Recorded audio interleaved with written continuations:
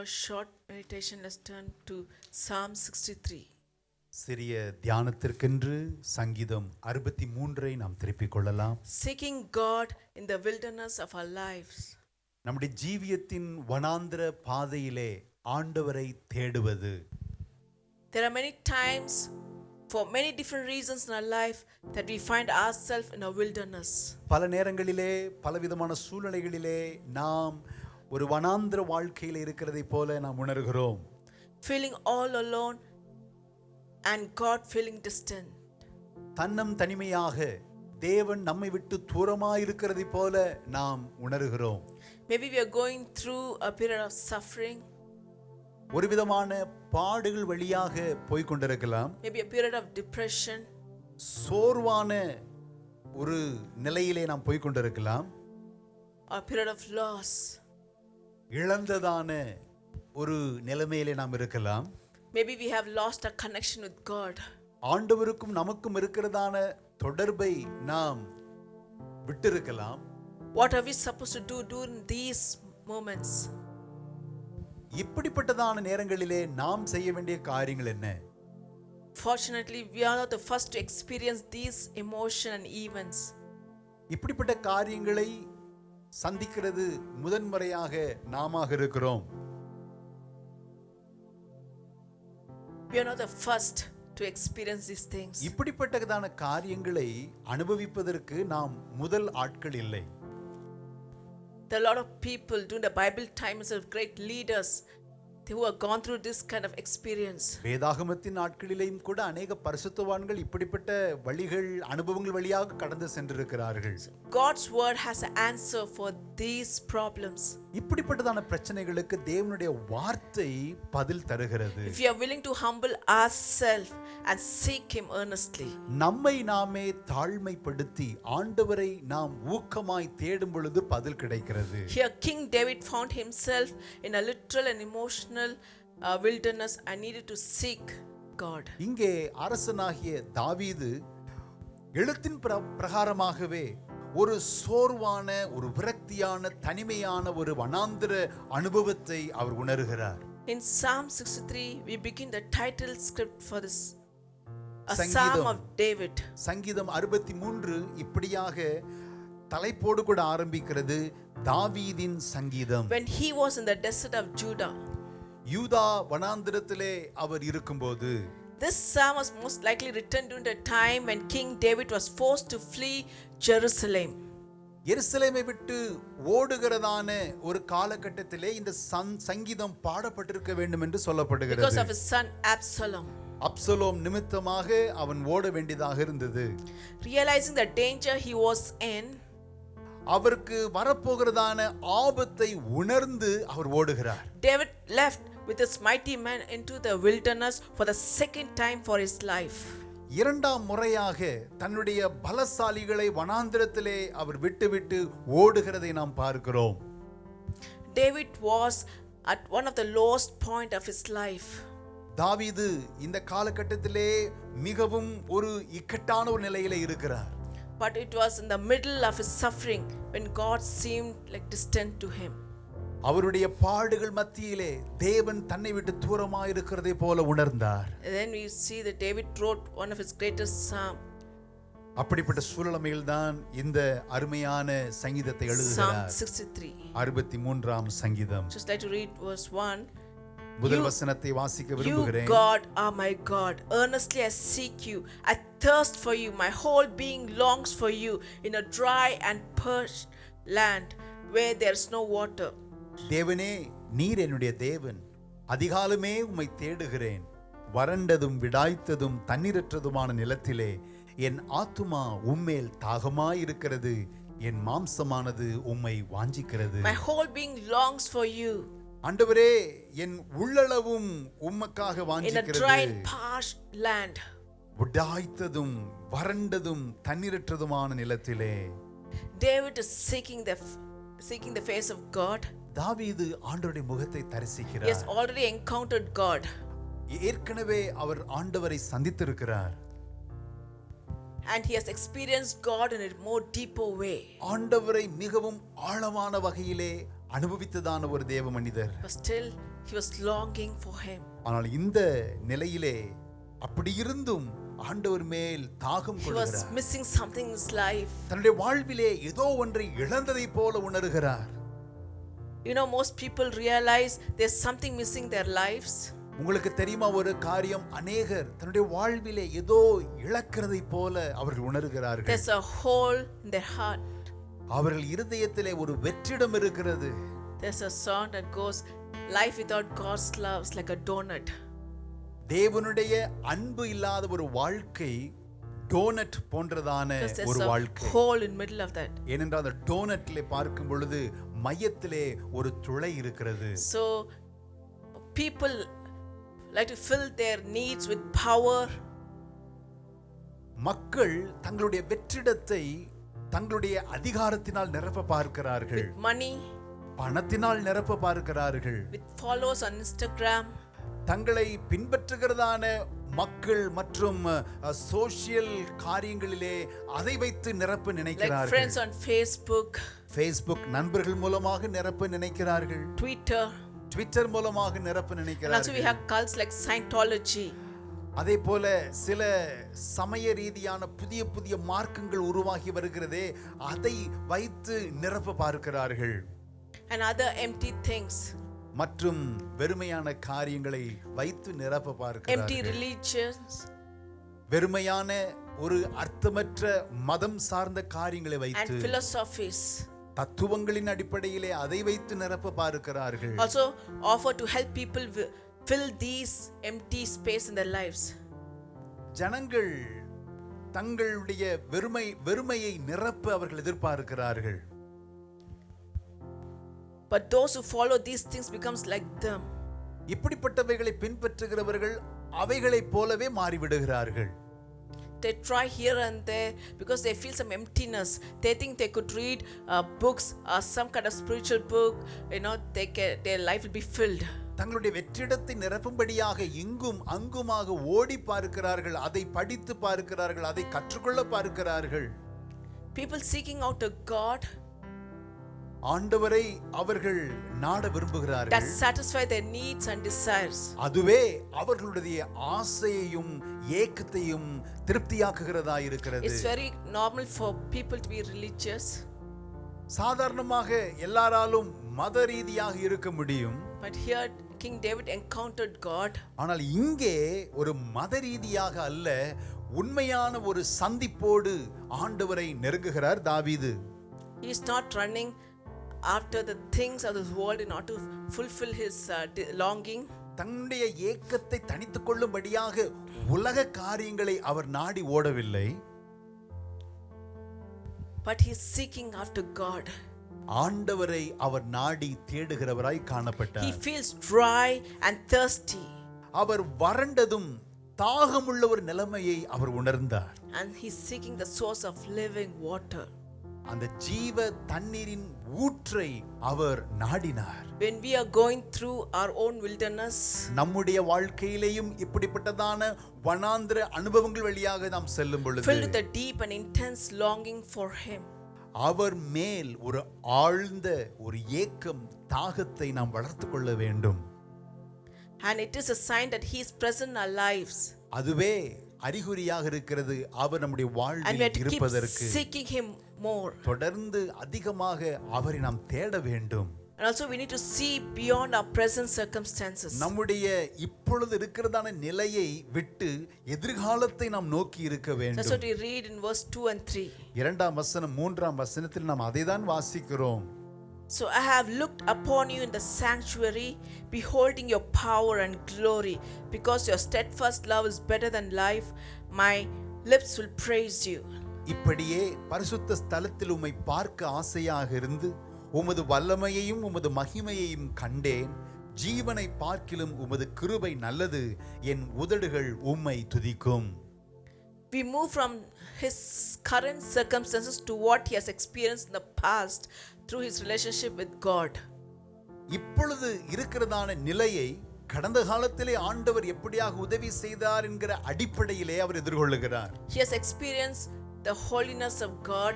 கடந்த கால வாழ்க்கையிலே ஆண்டுடைய பரிசுத்தத்தை அவர் He அனுபவித்திருந்தார். experienced His power, அவருடைய வல்லமையை அனுபவித்திருந்தார். His presence. அவருடைய பிரசன்னத்தை அனுபவித்திருந்தார். For those of us who have experienced the greatness of God, ஆண்டவருடைய சிறப்பு தன்மைகளை அனுபவித்தவர்களாகிய நமக்கு we have also shared in His love and power. அவருடைய அன்பிலும் வல்லமையிலேயும் நாம் பகிர்ந்து இருந்திருக்கிறோம். If we look back on our life, நம்முடைய வாழ்க்கையை நாம் பின்னிட்டு திரும்பி பார்ப்போம் என்று we சொன்னால் can see a pattern of God's love and power ஆண்டவருடைய அன்பையும் வல்லமையையும் நாம் பார்க்க முடிகிறது. being demonstrated, அது நம்மேல் காட்டப்பட்டதான வல்லமை அவருடைய and அன்பு. how He sustained us thus far. அவர் எப்படியாக இந்த நாள் வரைக்கும் தாங்கி வந்தார் என்பதை நாம் புரிந்து கொள்ள முடிகிறது. We need to count on our blessings, அவர் செய்த நன்மைகளை ஆசீர்வாதங்களை நாம் எண்ணி பார்க்க வேண்டும். not our troubles. பிரச்சனைகளை நாம் எண்ணி பார்க்க கூடாது. This prayer is also more than just wanting to be delivered from the present trials. இந்த ஜெபமானது தற்போது இருக்கிறதான பிரச்சனைகளிலிருந்து விடுபடுகிறதான ஒரு காரியம் மாத்திரமல்ல, It's a prayer to once again experience all surpassing greatness of our God. இந்த பிரச்சனையான நேரத்திலே ஆண்டவருடைய பிரசன்னத்தையும் அளவிட முடியாதவருடைய அன்பையும் அனுபவிக்க அவர் துடிக்கிறார். The love of God is better than life. ஜீவனை பார்க்கிலும் அவருடைய கிருபை நல்லது. The love of God is better than the life He has right now. அவருடைய கிருபை இப்பொழுது இருக்கிற வாழ்க்கையை பார்க்கிலும் நல்லது. Both in times of trouble as well as in time of blessing. பிரச்சனையின் நாட்கள், ஆசீர்வாதமான நாட்களை காட்டிலும் தேவனுடைய கிருபை நல்லது. And further, verse 4 and 5 says, I'll praise you as long as I live, and in your name I lift up my hands. I will be fully satisfied as with the riches of foods. With singing lips my mouth will praise you. என் ஜீவனுள்ள மட்டும் நான் உம்மை துதித்து உமது நாமத்தை சொல்லி கையெடுப்பேன். வசனம் 5, நினத்தையும் கொழுப்பையும் உண்டது போல என் ஆத்துமா திருப்தியாகும். என் வாய் ஆனந்த களிப்புள்ள உதடுகளால் உம்மை போற்றும். Because he has experienced God, ஏனென்றால் ஆண்டவரை தன்னுடைய வாழ்விலே அவர் அனுபவித்திருந்தார். he continued to bless his name further. தொடர்ந்து ஆண்டவருடைய நாமத்தை அவர் மகிமைப்படுத்த விரும்புகிறார். Many of us bless the name of the Lord in words but not in action. வார்த்தைகளிலே நாம் அநேக முறை ஆண்டவரை நாம் துதிக்கிறோம், ஆனால் நம்முடைய செயல்பாடுகளிலே அப்படிப்பட்ட காரியங்களை நாம் செய்வதில்லை. But David committed to do so in action as well as in words and action. தாவீது ஆண்டவரை துதிக்கிறது அவருடைய வார்த்தையினாலும் மற்றும் செயல்பாட்டினாலும் அவர் பிரதிபலிக்கிறார். It is a living faith filled with deeds. ஜீவனுள்ள விசுவாசத்தோடு கூட அவருடைய செயல்பாடுகள் காணப்பட்டது. There are many who like to bless the Lord's name on the weekend. வார இறுதியிலே அநேக ஜனங்கள் ஆண்டவரை துதிப்பது உண்டு. But in their heart they have a deep longing for the things of the world. ஆனால் அவர்கள் இருதயத்திலோ உலக சம்பந்தமான காரியங்களின் மேல் தாகமும் ஏக்கமும் இருக்கும். But think, if you run after the desire of the world, it will soon fade away. உலகத்திற்குரிய காரியங்களை நாம் நாடி தேடி போகும் என்று சொன்னால் அது சீக்கிரமாக வாடி போய்விடும். Let's bless the name, let's worship, let's praise God in words and everything that we have. நமக்கு உண்டான எல்லாவற்றையும் வைத்து ஆண்டவரை துதிப்போம், ஆராதிப்போம், அவருக்கு மகிமை சேர்ப்போம். We need to learn to wait upon the Lord as David waited. தாவீது கர்த்தருடைய சமூகத்திலே காத்திருந்தது போல நாமும் தேவனுடைய சமூகத்திலே காத்திருக்க நாம் கற்றுக்கொள்ள வேண்டும். And the Lord is faithful to answer our deepest longing. ஆண்டவர் தாமே நமக்கு உள் கிடக்கிறதான அந்த வாஞ்சையை நிறைவேற்ற வல்லவராக இருக்கிறார். Like David, we will find satisfaction in the Lord if we sincerely seek him. நாம் உண்மையாக ஆண்டவரை நாம் தேடுவோம் என்று சொன்னால் தாவீதை போல நாமும் ஆண்டவருக்குள்ளாக ஒரு திருப்தியை நாம் பெற முடியும். Only God alone can fill the emptiness in our lives. ஆண்டவர் மாத்திரமே நம்முடைய வாழ்வில் இருக்கிறதான ஒரு வெறுமை நிலையை மாற்ற முடியும். David knew that. தாவீதுக்கு அது நன்றாக தெரியும். That's what he was longing for God. ஆகவேதான் ஆண்டவர் மேல் வாஞ்சியும் தாகமுள்ளவருமாயிருந்தார். He knew if he is longing for the worldly thing, he's going to be a loser. உலக பிரகாரமான காரியங்களின் மேல் ஏக்கமும் தாகமும் கொண்டிருந்தால் அவர் எல்லாவற்றையும் இழந்து விடுவார் என்கிறதான காரியத்தை நன்றாக அறிந்திருந்தார். He says here, I will be fully satisfied as with the riches of food. இங்கே நாம் வாசித்தோம், நினத்தையும் கொழுப்பையும் உண்டது போல என் ஆத்துமா திருப்தியாகும். It's like we're eating an amazing meal. ஒரு ஆச்சரியமான அற்புதகரமான ஒரு சாப்பாட்டை நாம் சாப்பிடுகிறது. It's the riches of God's love. தேவனுடைய அன்பின் ஐஸ்வரியத்தை அனுபவிப்பது, Riches of His grace.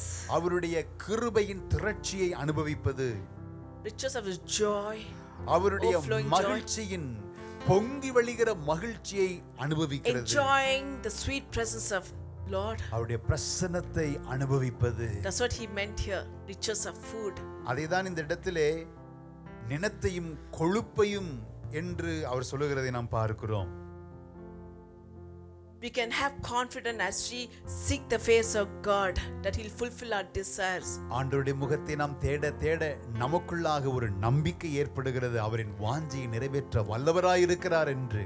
And further verse 6 to 8 it says, on my bed I remember you. 6, 7, 8 வசனங்களில் நாம் பார்க்கும் பொழுது, என் படுக்கையின் மேல் உம்மை நான் I நினைக்கிறேன், think of you through the watches of night. ராச்சாமங்களில் உம்மை தியானிக்கிறேன். Because you are my help, I sing the shadow of your wings. I cling to you, your right hand upholds me. நீர் எனக்கு துணையாயிருந்ததினால் உமது செட்டைகளின் நிழலிலே களிகூறுகிறேன். என் ஆத்துமா உம்மை தொடர்ந்து பற்றி கொண்டிருக்கிறது, உமது வலதுகரம் என்னை தாங்குகிறது. Have you ever, when feeling depressed, tossed and turned all around? நீங்கள் சோர்ந்து போய் இருக்கும்போது, இங்கும் அங்குமாக அடிபடும் பொழுது நீங்கள் நினைத்திருக்கிறீர்களா? Thinking of your problem all through the night?